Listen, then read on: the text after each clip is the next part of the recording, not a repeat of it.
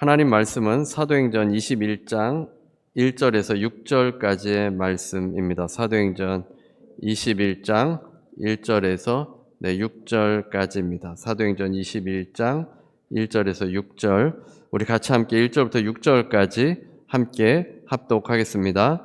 우리가 그들을 작별하고 배를 타고 바로 고스로 가서 이튿날 로도에 이르러 거기서부터 바다라로 가서 베니게로 건너가는 배를 만나서 타고 가다가 구브로를 바라보고 이를 왼편에 두고 수리아로 향하여 두로에서 상륙하니 거기서 배의 질물 풀려 함이러라. 제자들을 찾아 거기서 이레를 머물더니 그 제자들이 성령의 감동으로 바울더러 예루살렘에 들어가지 말라 하더라. 이 여러 날을 지낸 후 우리가 떠나갈새 그들이 다 그 처자와 함께 성문 밖까지 전송하거늘 우리가 바닷가에서 무릎을 꿇어 기도하고 서로 작별한 후 우리는 배에 오르고 그들은 집으로 돌아가니라. 아멘. 네, 오늘은 우리는 배에 오르고 라는 제목의 말씀으로 함께 은혜를 나누겠습니다. 사도행전은 복음이 어떻게 이방 땅으로 확장되어 가는지를 보여주고 있습니다. 처음에 복음이 예루살렘에서 시작되는데 성령이 임하여서 교회 공동체가 생겨나게 되고 유대와 사마리아 여러 지역으로 흩어지게 되었습니다. 안디옥에까지 복음이 확장되었는데 안디옥 교회에서 바울과 바나바를 선교사로 파송하면서 복음이 더 확장하게 되었습니다. 바울은 특별히 3차 전도 여행 때 유럽에도 복음을 전하여서 이제 복음이 그곳에 임하게 되었고 다시 예루살렘으로 돌아오고 있습니다. 오늘은 두로에서의 여정입니다. 오늘 본문에 보면 우리라는 단어가 사용되었는데 사도행전의 저자인 누가가 이 전도여행에 함께 참여해서 이 전도여행을 함께하고 있습니다. 그래서 자신이 직접 보고 경험한 것을 기록한 것입니다.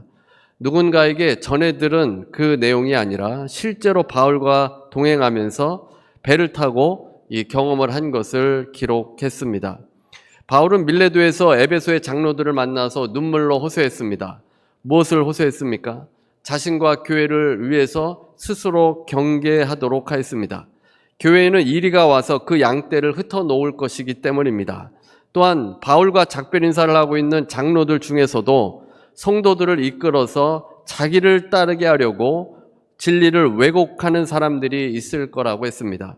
교회 지도자들은 성도들이 예수님을 따르도록 해야 할 것이고 자기를 따르도록 하지 말아야 합니다. 예수님께 초점 맞추도록 해야 합니다. 자기를 따르게 하려고 온갖 좋은 말과 호의를 베풀면서 복음을 왜곡하는 사람들이 나타날 거라는 것입니다. 핏값으로 사신 교회에 자기가 드러나는 것을 경계해야 합니다. 우리가 함께 모인 이 교회는 값싼 은혜를 구하는 공동체가 아닙니다. 주님께서 희생의 대가로 세워진 교회, 핏값으로 세워진 교회이기 때문에 교회의 주인은 주님이시고 주님께서 이끌어 가시도록 성령의 음성에 귀를 기울이며 기도하며 나아가야 합니다. 바울은 이렇게 밀레도에서 장로들에게 부탁하고 밀레도에서 정남쪽에 위치한 작은 섬인 고스로 갔습니다. 그리고 그 후 로도로부터 소아시아 루기아에 붙어있는 항구 도시 바다라로 가게 됩니다. 1절입니다. 오늘 본문 1절. 우리가 그들을 작별하고 배를 타고 바로 고스로 가서 이튿날 로도에 이르러 거기서부터 바다라로 가서 배를 타고 3차 여행을 이제 마무리 짓게 되는데 그들을 작별하고 라고 되어 있는데 그들이란 에베소에서 온 장로들을 말합니다. 그래서 그들과 이제 작별 인사를 하고 바다라로 갔습니다. 여기에 이렇게 지명을 기록한 이유는 그 지명들이 유명한 곳이기 때문입니다. 고스는 밀레도에서 약 43마일 떨어진 곳에 위치한 섬입니다. 이곳은 히포크라테스와 아펠레스의 출생지로 유명합니다. 이곳에 큰 의학교가 있었습니다. 지금으로 말하면 큰 의학 대학이 있었던 겁니다. 잔스 핫킨스와 같은 그런 유명한 의학 전문 대학이 있는 곳이 고스입니다. 역사상 가장 유명한 이 의학의 대명사인 히포크라테스의 고향입니다. 그래서 대대로 의술에 종사했던 이 히포크라테스 가정인데 히포크라테스는 당대 최고의 의사로서 명성을 떨쳤고 또 그의 사상이 전해져서 의사들이 히포크라테스의 선언을 하게 되어졌습니다. 그래서 의학이 발달된 것이 고수인데 바울은 몸이 그렇게 건강하지 못했습니다. 50대 중반 정도 되는 나이였는데 그 당시에는 평균 연령이 40대를 넘지 못했습니다. 그러니까 50대라고 하면 지금으로 말하면 고령의 나이입니다. 거기에다가 육체에 가시가 있어서 항상 고통이 있었습니다. 의학이 발달된 이 고스라는 곳에서 도움을 받을 수 있었을 겁니다. 그러나 바울은 이튿날 로도로 향합니다. 로도는 BC 408년에 건설된 섬 도시입니다. 이것은 장미의 섬이라고 불렀습니다. 일조량이 풍부해서 장미가 화려하게 피었습니다. 이곳에는 제7대 불가사의 중 하나인 태양을 나타내는 거대한 아폴로 신상 콜로소스가 있습니다. 이 섬은 수사학과 웅변으로 유명한데 그런 대학이 또 있습니다. 바울은 수사학과 웅변학에 뛰어난 사람입니다. 그래서 바울이 이곳에 정착할 수도 있습니다. 대학에서 수사학을 가르치면서 바울은 거기에 머무를 수도 있을 겁니다. 로도라는 섬에서 많은 인재를 양성해낼 수도 있었을 텐데 바울은 배를 타고 다시 떠납니다. 바다라에서 지중해를 횡단하여 팔레스타인의 베니게로 직행하는 배를 탔습니다. 2절입니다. 베니게로 건너가는 배를 만나서 타고 가다가 바울은 베니게로 가는 배를 만나서 타고라고 되어 있습니다. 에게를 빠져나와서 지중해를 가로질러 예루살렘으로 가기 위해서 큰 배를 타야 했습니다. 이 뱃길은 400마일이 넘는 먼 항해길입니다. 상선과 같은 큰 배가 있어야 합니다. 만나서라고 번역이 되어 있는데 찾다라는 뜻이 더 강한 단어입니다. 바울과 일행은 예루살렘으로 가기 위해서 배를 적극적으로 찾아 발견했습니다. 이 배는 규모가 큰 상선이었고 베니게의 항구 도시 두로까지 가는데 5일 정도가 걸렸습니다. 바울이 탄 배는 지중해를 횡단해서 베니게의 두로에 정박했습니다. 3절입니다. 3절. 구브로를 바라보고 이를 왼편으로 두고 수리아로 항해하여 두로에서 상륙하니 거기서 배의 짐을 풀려 함이러라. 바울이 탄 배는 구브로를 왼편에 두고 항해했습니다. 왼편에 두었다는 것은 바울이 구브로를 왼편에서 보았기 때문에 배가 구브로 남쪽을 통과해서 두로로 가고 있음을 의미합니다. 사도행전을 기록한 누가가 기행문을 기록하는 것처럼 기록해 놓았습니다. 바다라에서 두로로 한 번도 쉬지 않고 항해했습니다. 바울과 일행들은 승선한 배가 짐을 풀려고 두로 항해 정박했는데 그곳에서 쉬게 됩니다. 이 배는 곡물이나 과일을 운반하는 배였는데 곡물이나 과일 같은 짐들을 내리고 또 다른 짐을 싣는데 일주일 정도가 걸린 겁니다. 그래서 바울과 그 일행은 두로에서 일주일간의 여유를 갖게 된 것입니다. 두로는 주전 2750년에 세워진 세계 최대의 해운 도시입니다. 유리와 자색, 염료의 생산지이기도 합니다. 두로는 매우 부유한 곳이었습니다. 해상 운수업을 거의 독점하다시피 했습니다. 두로의 선원들은 정확한 해도를 가지고 있고 바다에 대한 해박한 지식을 갖고 있었습니다. 로마의 예속이 되어서 자유무역 도시가 되고 상업적으로 발전하게 된 도시입니다. 그래서 두로는 부유한 곳이고 사람들이 왕래하던 곳입니다. 다양한 문화와 또 우상들이 많았고 가치관의 혼란이 있던 곳입니다.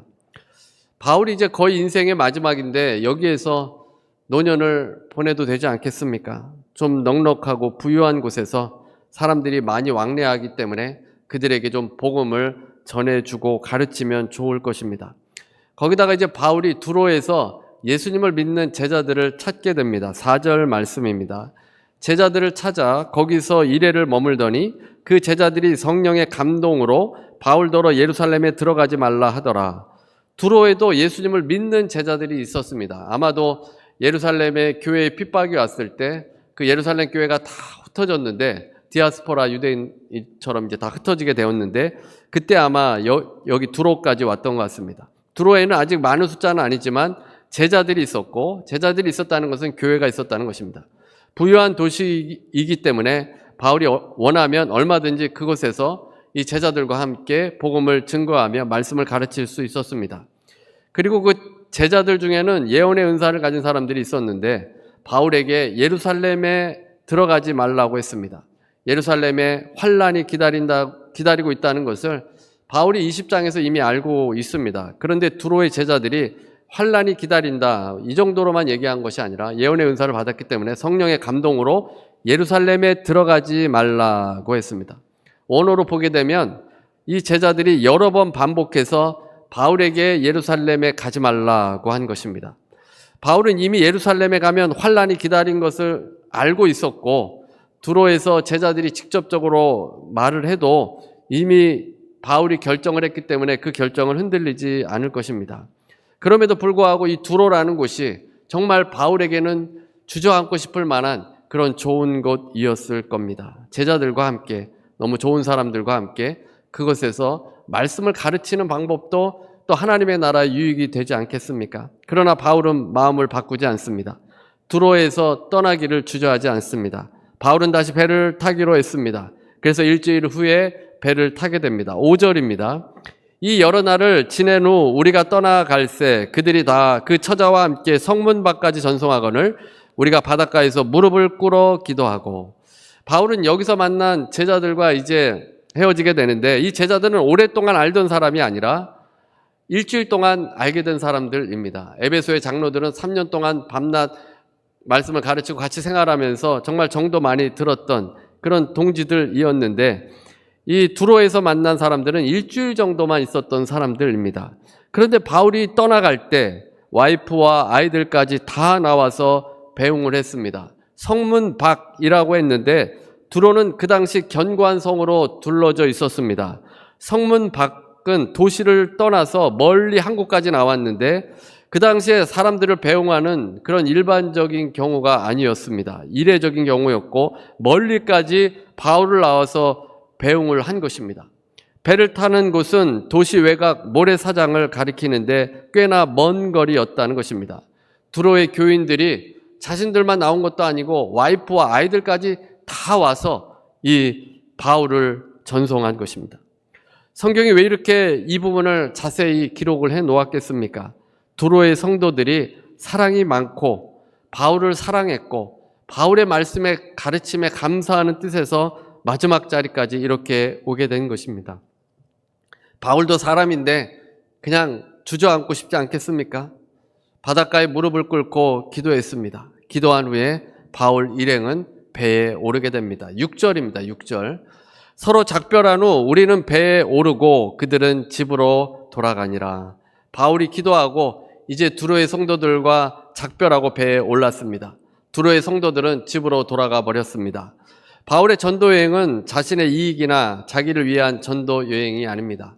바울이 원했다면 얼마든지 고스나 로도나 이 두로에 머물 수 있었습니다. 그러나 바울은 배에 올라서 사명을 따라 나아갔습니다. 예루살렘으로 향하고 있었고 결박과 환난을 받는 길에 주저하지 않았습니다. 예전에 비행기에서 애니메이션 장화시는 고양이 이 최신작을 본 적이 있습니다. 고양이가 9개의 목숨을 가지고 있는데 8개의 목숨을 잃었고 마지막 9번째 이 목숨을 지키고자 은퇴를 결심했습니다. 이 싸움을 많이 하는 고양이인데 이 하나밖에 안 남았다가 죽으면 끝 아닙니까? 그래서 은퇴를 했는데 우연히 소원을 들어주는 소원별의 존재를 듣고 9개의 목숨을 되찾기 위해서 모험을 떠나게 됩니다. 그 여행길이 정말 무시무시합니다. 이들이 어둠의 숲에 도착을 합니다. 지도를 이제 펼치게 되었는데 이들은 놀라운 사실을 깨닫게 됩니다. 이 지도는 누가 펼치느냐에 따라서 그 여정이 달라졌습니다. 공간이 변화되는 마법의 지도입니다. 이 지도를 들고 있는 사람에 걸맞게 시련을 접하게 되는 겁니다. 주인공인 푸스가 들면 불타는 계곡, 장의사의 산마루, 불지옥을 방불케 하는 그런 지도로 바뀌어집니다. 그 길을 걸어가야 합니다. 키티의 경우는 끝없는 슬픔의 늪, 절망의 산맥, 영원한 외로움의 심연이라는 난이도 높은 길이 펼쳐지게 됩니다. 일행들은 도저히 갈 수 없는 길이었습니다. 그런데 페로라는 이 페로가 지도를 잡게 되자 장미가 가득한 꽃밭, 휴식의 강, 빠르고 쉬운 해답의 평원이라는 아주 쉬운 길, 좋은 길이 펼쳐졌습니다. 실제로 일행들이 페로에게 이제 지도를 넘기게 되고 쉬운 길로 가게 되어졌습니다. 그래서 이 영화에서 인상적인 것은 누가 지도를 갖고 있느냐에 따라서, 누가 지도를 펼치느냐에 따라서 그 길이 달라진다는 것이었습니다. 푸스는 주인공이고 강한 사람인데 그가 지도를 잡으면 길이 너무 험난해서 여행을 다 마치지 못할 것입니다. 키티가 지도를 잡으면 슬픔과 절망의 길이 그 인생길에 펼쳐지게 됩니다. 낙관적인 페로가 아무 욕심이 없었는데 그가 지도를 잡으면 행복한 길로 열리게 됩니다. 그리고 이들이 이제 그 길을 진행하게 되는데 장미꽃이 길을 가로막고 있습니다. 그 다른 주인공들은 그 장미꽃을 베면은 2배, 3배로 커져가지고 도저히 길을 못 가는데 이 페로가 그냥 꽃향기만 맡으면 길이 그냥 다 열리는 그 쉬운 길로 가게 됩니다. 우리의 인생이 똑같은 인생을 사는 사람은 단 한 명도 없습니다. 다 가정도 다르고 일터도 다르고 또 인간관계도 다르고 직업도 다르고 다니는 교회도 다르고 다 각자의 삶이 똑같은 삶을 사는 사람은 아무도 없다는 것입니다. 우리가 선택을 하고 우리가 선택한 대로 우리의 인생이 열리게 되기 때문 아니겠습니까? 어떤 항로로 가야 할지는 사실 내 선택에 달려 있습니다. 물론 하나님께서 인도하시는 것도 있는데 그 하나님의 인도하심 아래에 우리의 선택에 따라 우리의 인생의 길이 달라진다는 겁니다. 아브라함의 길, 이삭의 길, 야곱의 길이 있다면 여러분은 어느 지도를 펼쳐 들겠습니까? 다 만만하진 않습니다. 깊이 생각해 보면 아브라함도 어렵고 또 이삭은 이삭대로 어렵고 야곱은 야곱대로 어렵습니다. 만약 아브라함의 길을 걷게 된다면 하나님의 음성을 듣고 그 강도의 위협 속에서 하나님이 지시하시는 가나안 땅까지 가야 합니다. 정작 그 땅에 갔더니 기근이 있습니다. 그래서 머물러야 할지 애굽으로 내려가야 할지 결정해야 하는데 아브라함은 애굽으로 내려갔죠. 애굽으로 내려가서 자신을 죽이고 아내를 빼앗아 갈까 봐 아내를 누이라고 속이기도 하였습니다. 그리고 다시 가나안 땅에 오게 되는데 거기서도 조카 롯을 구하기 위해서 목숨을 건 싸움을 하고 약속받은 이삭은 기다려도 생기지 않고 결코 쉬운 인생이 아니었습니다. 또 하나님께서 주신 그 이삭을 가장 사랑하는 사람을 하나님께 번제에 바치라는 그 하나님의 명령을 받고 이삭을 번제에 바치려는 그 어려움도 겪어야 합니다. 아마도 비교적 순탄했던 이삭의 지도를 대부분 받으려고 할 것 같습니다. 야곱은 어떻습니까?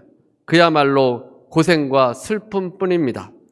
자신이 선택한 그 선택으로 말미암아서 우리의 길이 펼쳐지게 됩니다. 야곱의 길도 야곱이 선택한 지도였습니다. 야곱은 뱃속에서부터 리브가가 하나님으로부터 음성을 듣게 되는데 큰 자가 어린 자를 섬기리라 했습니다. 그러니까 야곱이 장자권을 받게 된다는 의미입니다. 하지만 야곱은 리브가와 함께 아버지 이삭을 속이게 됩니다.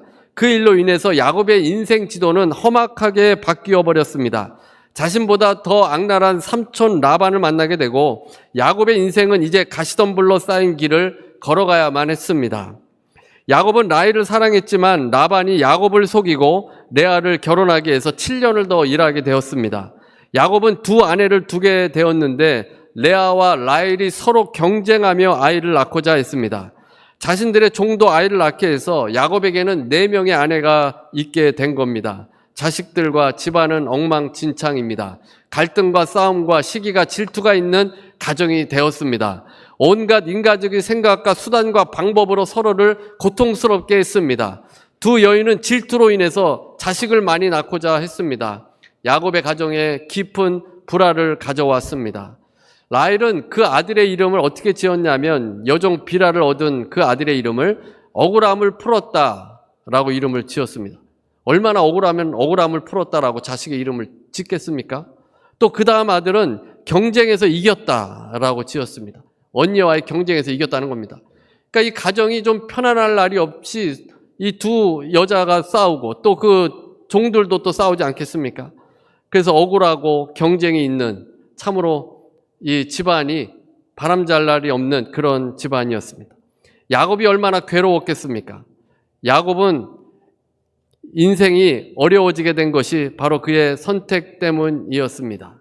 하나님의 뜻이 있었는데 순종했더라면 그의 인생은 완전히 달라졌을 겁니다. 하지만 잘못된 선택을 함으로써 그의 삶은 극심한 어려움을 겪게 되었습니다. 그래서 아브라함과 이삭과 야곱의 지도가 있다면 또 다른 성경의 인물의 어떤 그런 삶이 있겠지만 여러분은 누구의 것을 갖고 싶겠습니까? 다 만만치 않습니다.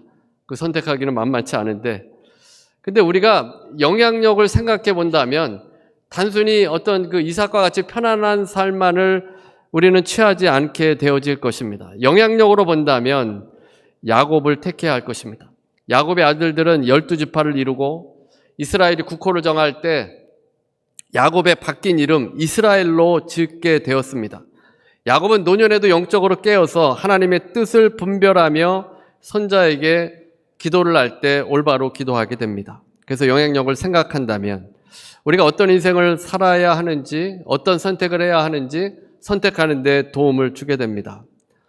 바울은 두로에서 따뜻함을 느꼈습니다. 그 제자들은 신실한 사람들이고 바울을 사랑하고 함께 머물러 주기를 바랬습니다. 진심으로 바울을 걱정해 주었기 때문에 눈물로 헤어졌고 가족들까지 다 나와서 환송해 주었던 것입니다. 이 두로에서 어떤 분위기였던 것을 볼 수 있는데 바울은 오직 하나님의 뜻을 붙들었습니다. 쉬운 길로 가고자 했다면 전도여행을 하지 않았을 겁니다. 아니면 전도여행을 하다가 좋은 곳에 그냥 주저앉았을 겁니다. 주님께 받은 사명을 다하기 위해서 환난이 기다려도 기꺼이 그 길로 간다고 했습니다. 이 바울의 모습은 누구를 떠올립니까? 사도행전의 절정 부분은 어디이겠습니까?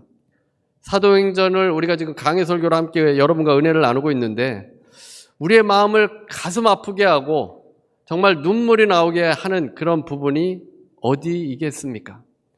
사도행전의 절정은 바울이 예루살렘으로 올라가는 부분입니다.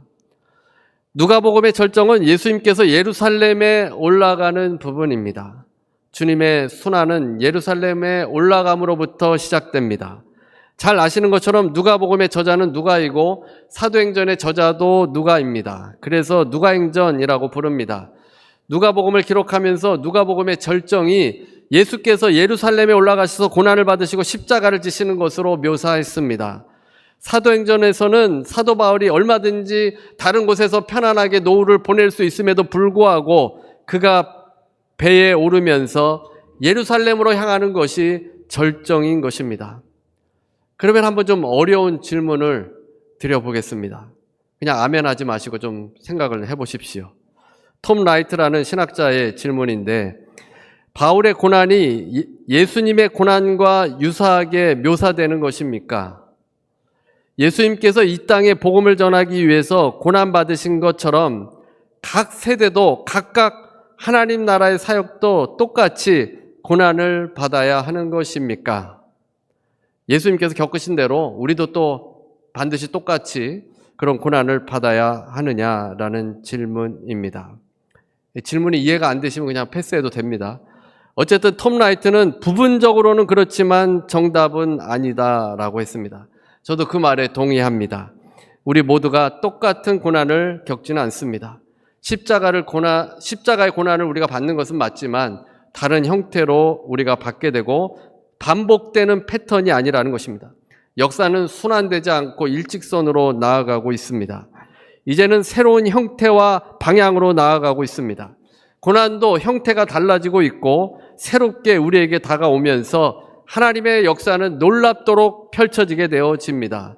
주님께서 십자가와 부활을 해주셨기 때문에 그 능력으로 우리 삶에는 새 역사가 펼쳐진다는 것입니다. 골로새서 1장 24절 새 번역입니다.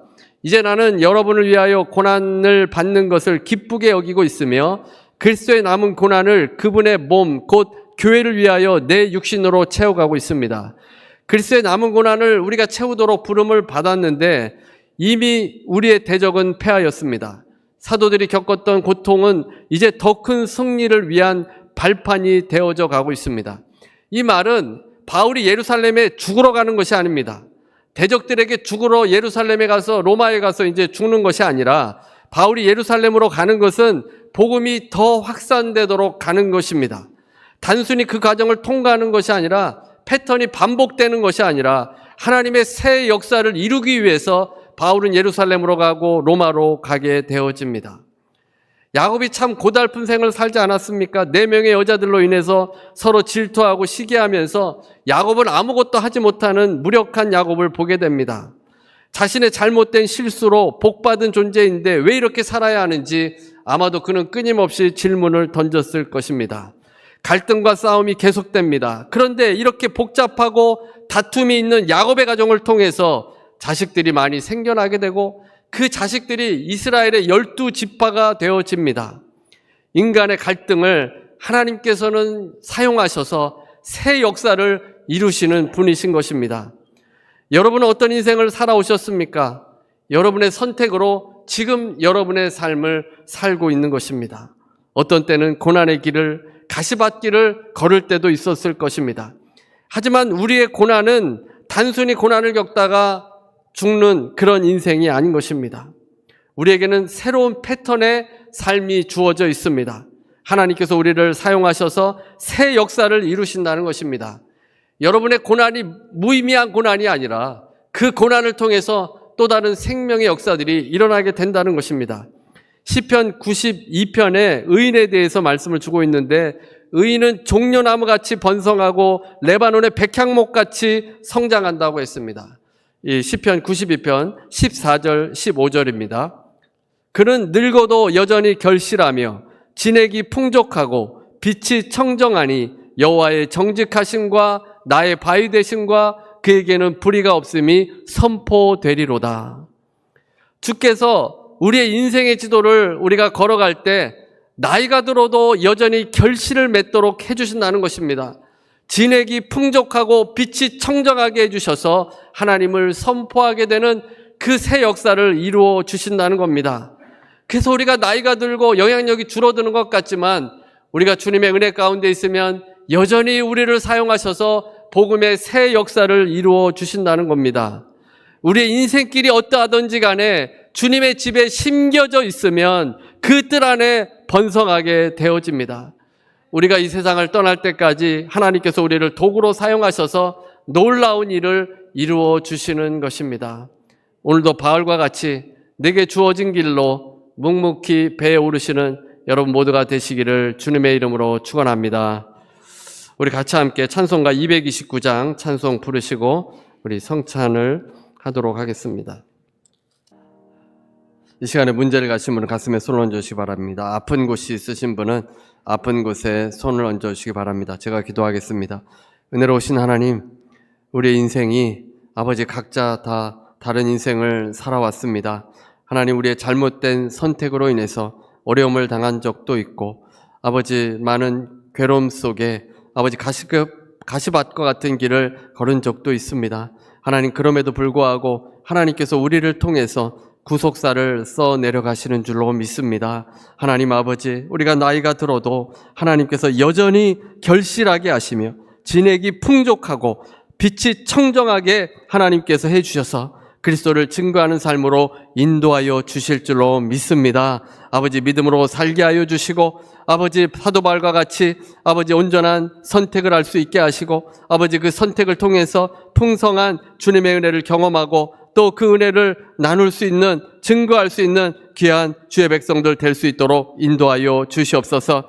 아버지, 지체들, 아버지 하나님, 병으로 고통당하는 지체들이 있습니다. 아버지, 또 문제로 어려움을 당하는 지체들도 있습니다. 하나님, 이 시간에 함께하여 주시고 회복되게 하여 주시고 치료 안 받게 하여 주셔서 아버지, 더 주님을 증거하며 하나님 나라를 위해 달려갈 수 있도록 도와주옵소서. 예수 이름으로 명하노니 모든 병만은 떠나갈지어다. 예수 이름으로 명하노니 통증은 떠나갈지어다. 예수 이름으로 명하노니 암세포는 떠나갈지어다. 머리부터 발끝까지 예수 이름으로 명하노니 강건하게 될지어다. 아버지, 우리가 온전케 되게 하여 주시고 건강하여 하나님께 영광 돌리게 하여 주옵소서. 아버지, 가정의 문제, 일터의 문제, 마음속에 여러 가지 문제들이 있습니까? 아버지 하나님, 주님께서 해결하여 주옵소서. 주님께 다 맡기고 믿음으로 살게 하여 주옵시고 모든 것이 합력하여 선으로 만들어주시는 그 하나님 고백하며 아버지 증거하며 살 수 있도록 도와주옵소서. 예수 이름으로 명하노니 흑암의 세력은 가정과 일터에서 떠나갈지어다.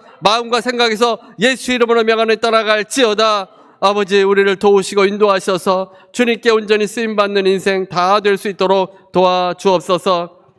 지금은 우리 주 예수 그리스도의 무한하신 은혜와 아버지 하나님의 극진하신 사랑과 보혜사 성령님의 교통하시고 내주하시고 충만케 하심이 오늘 함께 예배드리는 모든 성도들 위해 개인 가정 일터 위에 사도 바울과 같이 하나님의 나라를 품고 달려가는 모든 주의 백성들 위해 지금부터 영원토록 함께 있을지어다.